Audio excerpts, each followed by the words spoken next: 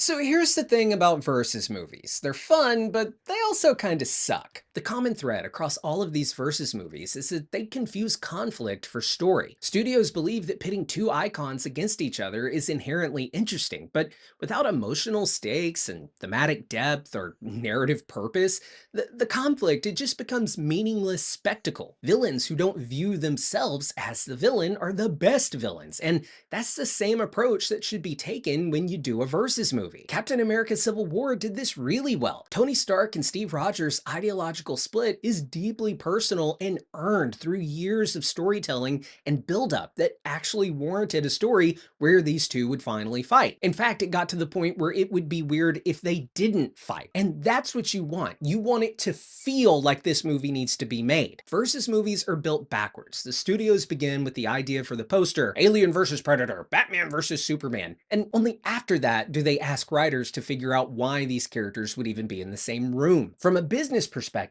versus movies, they do make sense. Why take the risk of a new idea when you can merge two existing winners? Why spend years developing an original screenplay when you already own the rights to multiple fully developed IPs? But this logic exposes the fundamental flaw of corporate Hollywood. It exposes the assumption that brands and spectacle can replace good storytelling. At their core, versus movies represent the triumph of marketing over meaning. They're born not from passion, but from PowerPoint decks and ideas conceived in shareholder meetings rather than story sessions. What makes them fail isn't the concept of a crossover itself, but the mindset behind it. When executives view storytelling as a corporate merger rather than an artistic endeavor, the result is always going to be hollow. They take characters that are beloved and then they peel back the curtain and show them for what they truly are: intellectual property.